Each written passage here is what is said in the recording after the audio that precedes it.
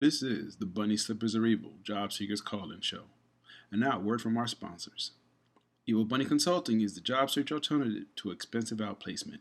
For more information, go to bunnyslippersareevil.com. Let 3dresumes.net turn your resume into a web page with a customized domain for 12 months for only $30. Help hiring managers and recruiters find you and make your resume available 24/7 and get a free professional email address just for your job search. You can see my online resume at tyronegriffin.com, and to get your own, go to 3dresumes.net. If you are thinking or about to look for a job in today's world, you will find a new reality in the job search process. The world has changed. Job search today is much more complicated than 5 years ago. Volumes of resumes, more applicant screening systems, depersonalized applications, panel interviews, team hiring, long, complicated applications, branding and social media. Yes, the world has changed. But have you? Are you still trying yesterday's approach? Why struggle and miss out on today's opportunities? Career Oyster is here to help. Great coaches, the latest resources, unique strategies, person tailored to your job search. Find out the new reality and how you can prevent costly mistakes. To register for a free 45-minute private lesson with Howard Caddy, go to careeroyster.com. Find the facts now. You'll be glad you did. Remember their motto, the world is your oyster, be the pearl.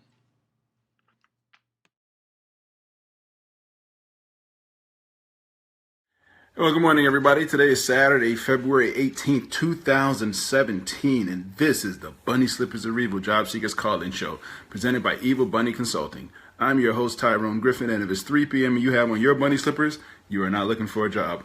Welcome first-time and returning listeners. In this show, we discuss strategies and tactics of job search, staying motivated, and dealing with career transition. For more tips, resources, daily motivations, and to listen to archive shows, go to the website, bunnyslippersareevil.com. There we also find links to my Facebook page, my Twitter handle, and our YouTube channel. If you're listening live on Facebook, please hit me with a question if you have any, or you can call me at 347-202-0929. Okay, well, and also we do this show first and third. The second and fourth Sunday, we do the Secret Math of Money. That's the other show. So this week, oh, and by the way, next week's show, just a little teaser. Next week's show, The Secret Math of Money, I'm finally going to do the show that I've been wanting to do for years. It's all about the financial collapse of 2017. The whole show is nothing but the financial collapse. And it's going to be good. I've been wanting to do that show. I've been wanting to talk about that, what happened in 2007, why we lost so much money. I've been wanting to talk about it. I've been talking about it here and there. But next week's show, the Secret Math of Money, is all about the 2007 financial collapse. I urge you to tune in. It's not going to be real techie and nerdy. It's just going to be, here's what happened. So anyway, this week's show is about being social. This is for job seekers, and it's about being social. Now, what do we mean by being social? And I'll tell you where the idea for this came. A couple of weeks ago, actually, I was at a bar. I don't usually drink, but I was at a happy hour because they had free nachos. And anybody in Atlanta, you know what place I'm talking about. But I was sitting at the bar to kill my nachos, and sitting next to somebody, and we just got to chit-chatting. Found out this person was, he works for a competitor of the company I work for. We found that out like halfway through the conversation, that we work for different companies. And it just made me think about, when you're in job search, you got to be social, particularly if you see an opportunity you want to go after. The old ways of doing things with job search was you just blindly submit a resume, cover letter, and call it a day. That might work. I'm not going to say it doesn't work, but in most cases that doesn't work. So how do you go about approaching or applying for a job you know exists? Somebody's told you this job exists. You've seen the posting. You know you know the job is real. How do you go about going after it? Okay, first thing is be social. Now, wrote down a couple of rules. Sometimes I do write notes. First thing is this: if you want to go on social media, Facebook, Twitter, whatever you're using, don't ask for a job. Okay? Job search is like dating. You don't walk up to a stranger and ask them to marry you. Simple. You don't do that.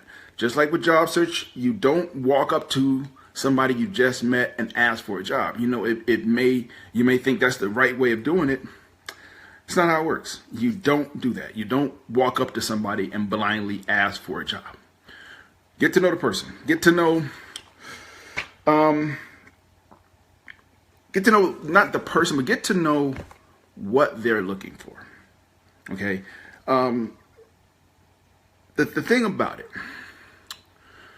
Howard Caddy, one of my guests I've had on the show many times, he said it better than anybody any way I could. He said, people don't hire resumes, they hire people. There are people with awesome resumes, can't get a job because they're jerks. Okay? A butthole with a great resume is an unemployed butthole. Why is that? Because people do not hire resumes, they hire people.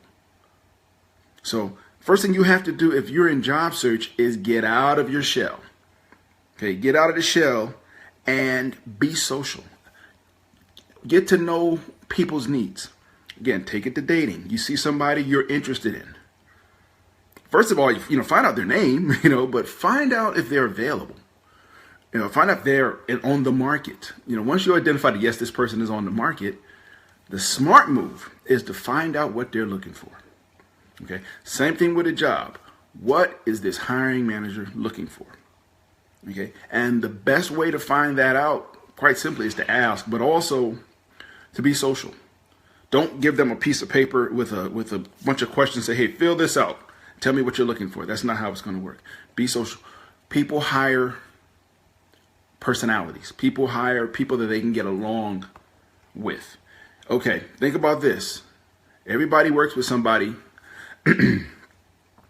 Not everybody, but many people, you've worked with people who are clueless. Let's be honest. They just don't have a clue what's going on.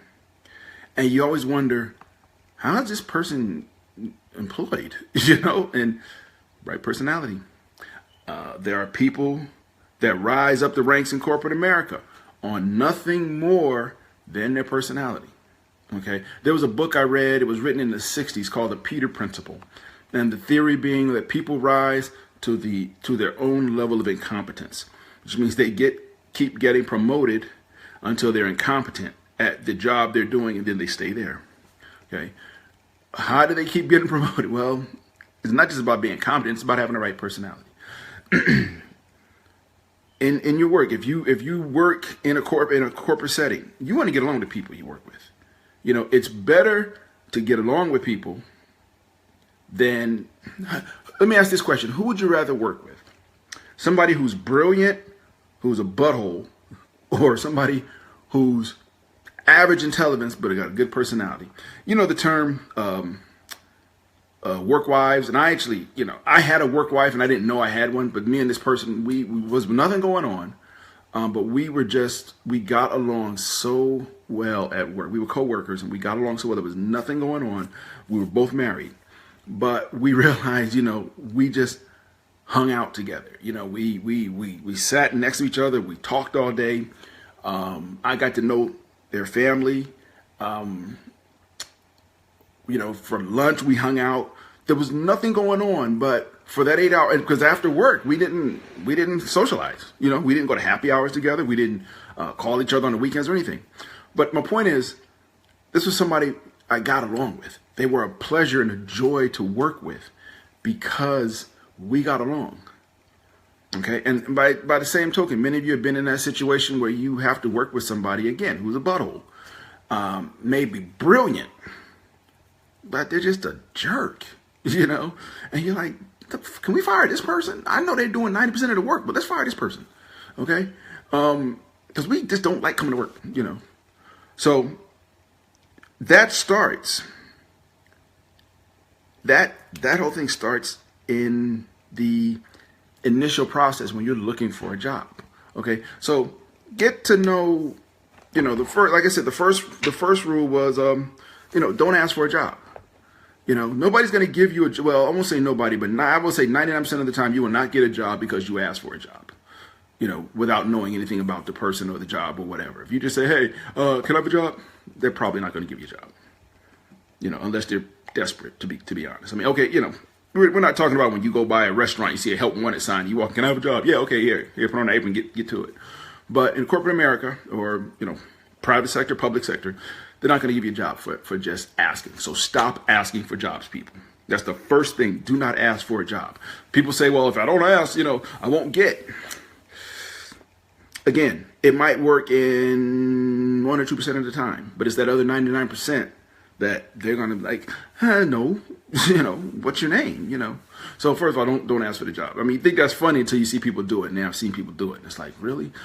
People have reached out to me and asked me to, they've asked me point blank on the phone, are you hiring?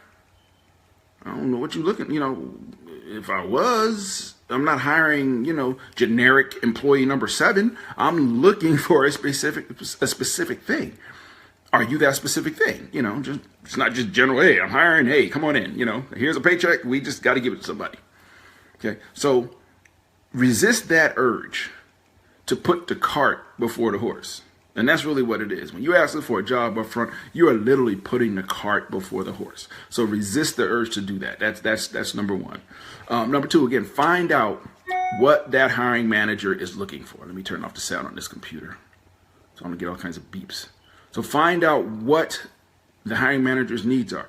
And as simple as just asking them, what are you looking for? Here was my strategy. When I was at a big insurance company up in the Northeast, I was there about 18 years, and I would move around to different departments. And if I saw a posting I thought was interesting, first thing I'd do was reach out to the hiring manager. Say, hey, I saw you had this posting. Can we talk about it? And, give me 15 minutes. I have just 15 minutes to talk about this posting. I'm thinking about applying, but I'm trying to get a better feel for the job.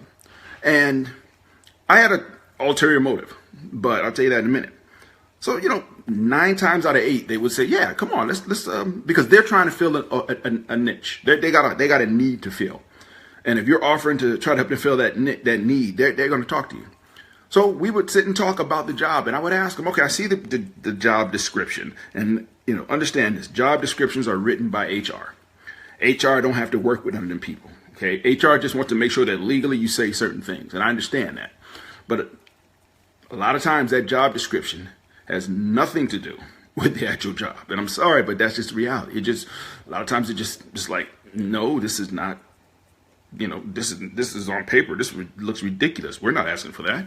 So you sit with the manager. I would sit with the hiring manager, just say, okay, first question I'd ask them. I read the job description. Tell me what you're looking for. And, their response would be something along the lines of, well, I'm glad you asked. And then they would actually tell you what the person in this position is going to be doing. Okay, they would actually, we're looking for somebody to do that. They have to do this. They have to interface with this. They have to develop this report. We're looking for somebody to do this. They will tell you their pain points. And you go, oh. So then you can start having this conversation. And what I would do, and I've done this in interviews as well, because let's be frank, if I'm meeting with the hiring manager, it's not formally an interview, it's an interview.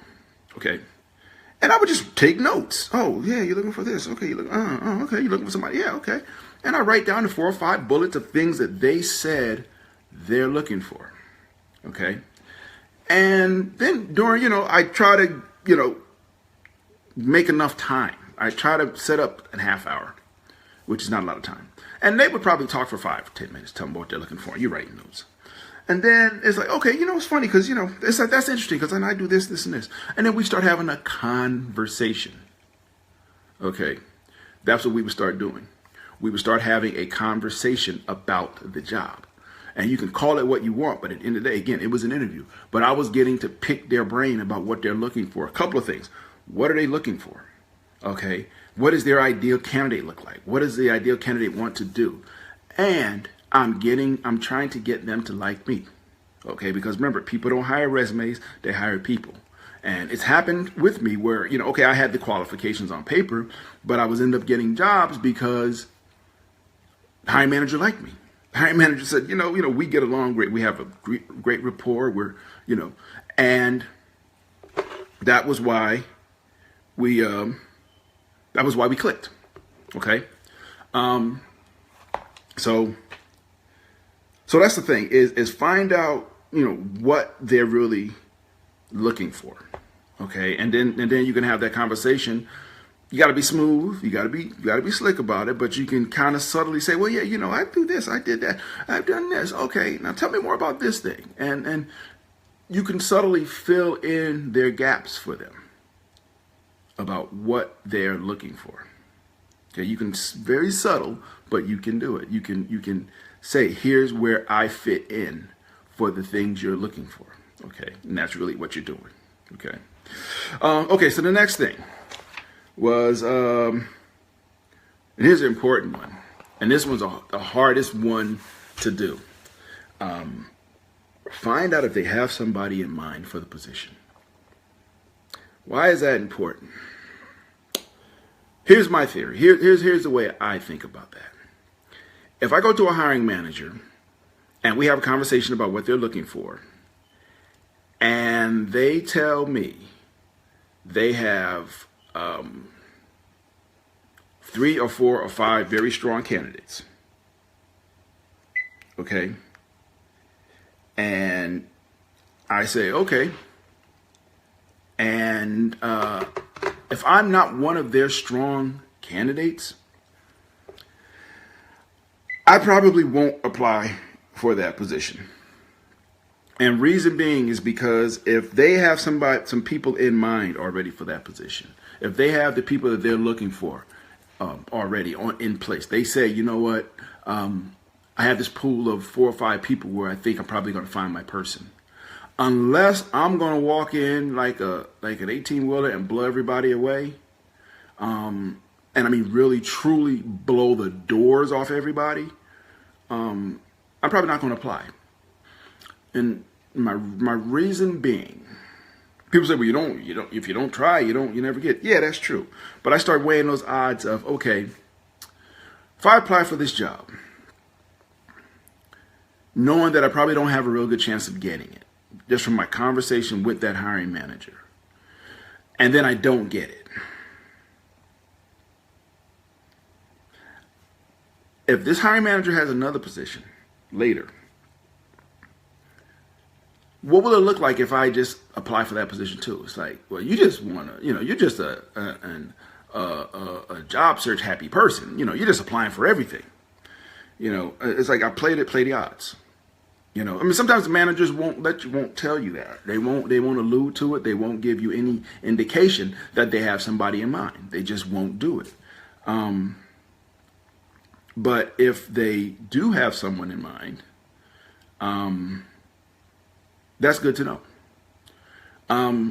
Most jobs, and I mean, I don't have any empirical knowledge of this, but most jobs are basically filled on the truly strict, here's the best resume.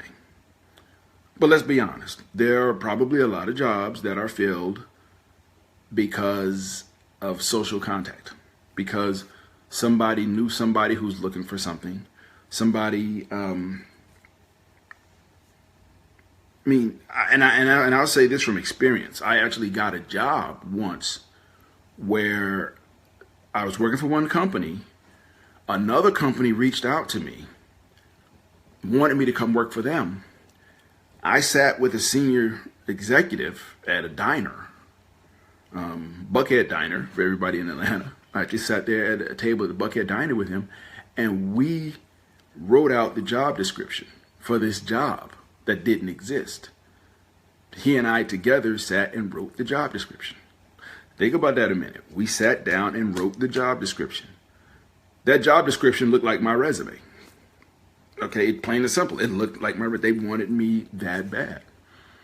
So we sat down, and when the job posted, it was like, hey, we posted this job. Here's the number. Go apply for it. That happens. It's happened to me. I mean, and I'm not special. I'm not saying it happens to everybody, but it does happen. In that case, I'd rather not apply for that job if I'm not that guy. Because why? Why waste your time? It's, again, take it to dating.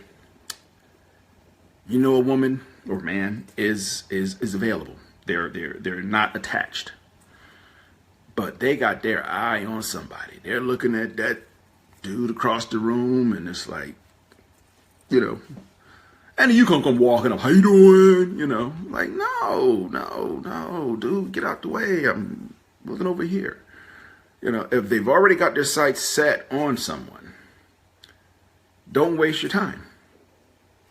That's the bottom line. You're wasting your time and saying, well, it's just practice. Yeah, but again, take it to dating.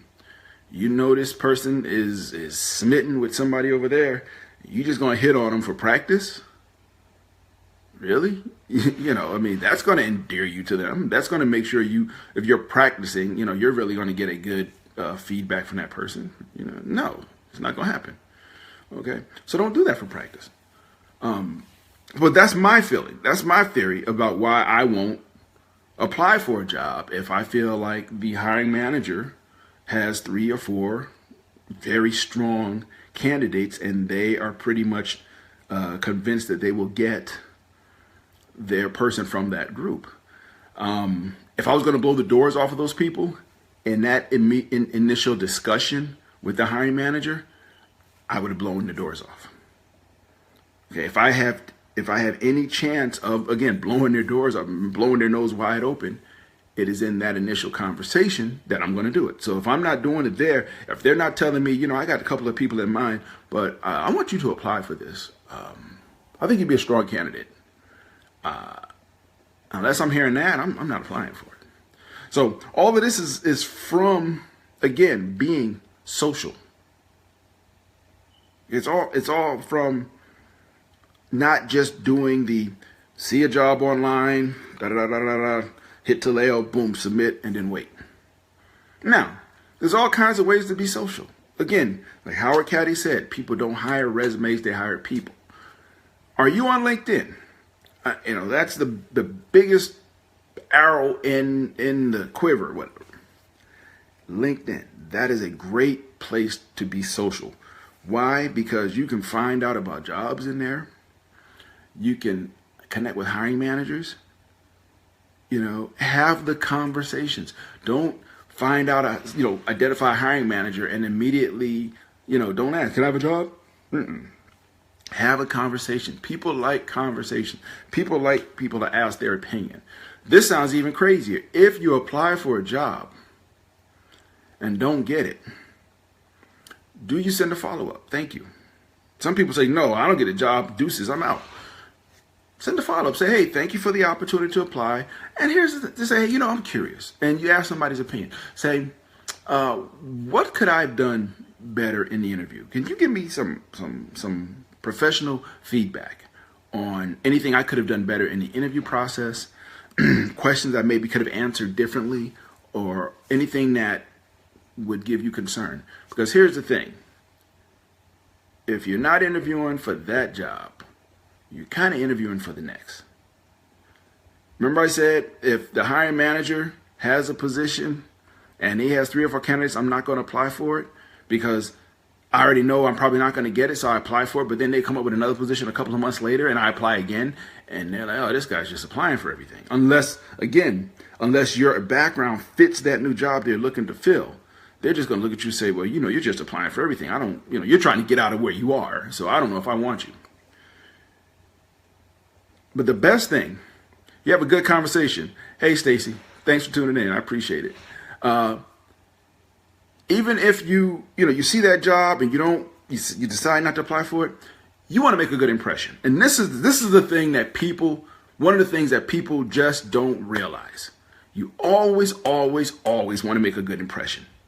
Okay? Because you never, ever know when you're going to end up in a situation where you need to kiss the person behind who belongs to the feet you've been stomping on. So you always want to make a good impression. I've seen it happen where somebody was in a situation where they applied for a job and didn't get it, and the next job came up months later. Heck, I got a call 5 years later from a recruiter. 5 years after I talked to this person, I got a call from them. They called me about a job, and I ended up getting a job because of impact I made on them 5 years ago. So you always want to leave a good impression. You always want to leave a good impression, okay? Because you may not get this job, but the next job. Here's the thing: if you leave a good impression, and the hiring manager says, this job wasn't right for this person, but I really would like to work with this person, that's gold. Because chances are the next position they have open, they're going to start thinking, okay, how can I get this person to apply for this job? I mean, that's just the reality. Okay, it's not unethical. People like to work with people they like to work with. Plain and simple. But I've seen it, hiring managers will, they'll post up a job and, best thing is they'll post a job and they'll reach out to you and say, hey, we talked a few months ago about this other position, but now I got this position. Would you be interested in talking about it? Bingo. Take it back to dating. She's smitten with the guy over there. Okay. You were very nice to her. You didn't push up because you saw that, her heart was boom, boom, boom, boom over there. So you left it alone. You made a nice impression. You stepped off. 3-4 months later, her and him break up. She's sad. Everybody, y'all remember Dexter St. Jock from Eddie Murphy? Let me talk to you. Okay. Some of y'all don't know that reference. Some of y'all do, and y'all are cracking up right now. But that's the thing. You want to make a good impression because you never know what's coming down the pipe. And yes, it happens. It happens where people want to work with somebody so bad that they will structure a job, an opening. They will structure it to fit that person. It happens, okay? People, trust me when I say it, it happens. People will do that. Hiring managers will do that. Why? Because they're human. Okay? Hiring managers put the pants on, skirt on, whatever. Same way the rest of us do. They are human. Okay? So don't ever think that you're talking to a robot. You're talking to a robot when you post your resume. That's what you're talking to the robots. But when you're having that conversation, again, you want to be social. People don't hire, I've said it twice, I'll say it one more time. People don't hire resumes, they hire people. Okay? I'm not saying people don't get jobs or interviews from blindly posting their resume. Because, yeah, if you post your resume on all the job sites and refresh your resume, you get a ton of calls. You do. I mean, I've been there. You get a bunch of calls from banks and credit collection agencies. Not that they're coming after you, but they want people, sales jobs. You get a lot of calls. And if that's what you're looking for, yeah, go for it. A lot of those jobs are 100% commission. So you don't sell, you don't eat. But you'll get them. But best way to get into a job, in my opinion, this is just my opinion, one of the best ways to get into the market and to get a job is to be social, to make a connection with that hiring manager on a social level, not a personal level. I'm not saying you start hanging out with the person because that's weird. But make a connection with them as a person on a social level. Have a conversation about what they're looking for. Okay? Just talk to them. People will talk. This is the thing. People will tell you what they're looking for. Ladies that are on, tell the truth. If a guy comes to you and says, what are you looking for in a man? You're not going to say none of your business. You're going to be like, well, here's my checklist. You know how y'all do. But that's the point. People want to talk. People will tell you what they're looking for, whether it be romance, whether it be, she show you her list of what she wants and you may not hit none of them. It is what it is. But she'll show it to you if you ask. If I ask any woman, what are you looking for in a man? What are you looking for in your current spouse, your current partner? What are you looking for? What were you looking for? What do you like about that person? They'll tell you. Ask a hiring manager, what are you looking for this position, to fill this position? Well, they'll tell you. They'll tell you exactly what you want to know. All of here, this is what I'm looking for. But if you don't ask, you're going to be walking into something blindly. Okay, that's just, how it is. Anyway, so every week, and I swear, every week I'm surprised that I can talk for 27 minutes or 30 minutes on this stuff. As always, everybody, you got any questions, hit me on Facebook. If you join the show, you can hit me right here with them. I'm going to do another plug. Next week, we're doing the secret math of money, and I don't know what I'm going to call it yet, but it's all about the financial collapse of 2007. And I urge you to listen to it because, as I keep saying, people, we don't talk about money. I don't want to know what you make, but I want to try to tell you where you're putting it to just understand. So next week, it's just all about the financial collapse. Remember when all that mess went down with the housing market? It's really interesting. Maybe I'm nerdy, but it is really interesting what all happened. And understanding what happened in that is just fascinating to me. Because again, these were the smartest guys in the room and ladies in the room who did this. And understanding how, in my opinion, this is all my opinion, how greed, how just point blank greed, people smart, but greed got ahead of them, and how it ruined people because they were greedy. Okay. Same thing it's happened every couple hundred years. Go look up tulip mania. I was having a conversation with somebody last night, and I talked about tulip mania when they were, buying tulip bulbs, and it collapsed the whole economy. But anyway, as always, people, again, I thank you for your time. I thank you for putting up with me. I thank you for tuning in. If there's anything I can do to help anybody, please let me know. I do this because, point blank, I guess I'm channeling my mother. She was an educator. I'm trying to educate. I'm not saying I'm the end all be all in any of this stuff, but I have a passion for showing, for telling people stuff, for telling people stuff that I've learned. And in job search, I've learned a lot over the last 6 years that I've been doing this podcast. And I'm hoping to help other people because, cyclical. We will have another, and I'm not saying it's about politics, about the current president, but we will have another challenge like this where we will have jobs. We'll have more people than jobs. And when that time comes, hopefully I can help people find something. Anyway, hey, Stacy, thank you so much, my good childhood friend. I appreciate you tuning in. You too, a couple of your people, I didn't say anything. Jan Stark, Don, Felicia, much love. Charlene, so many people. Anyway, thank you again. Again, trust me, next week's going to be a good show. So take care, guys. Have a good week. Have a good day, and I'll talk to you soon. Bye-bye.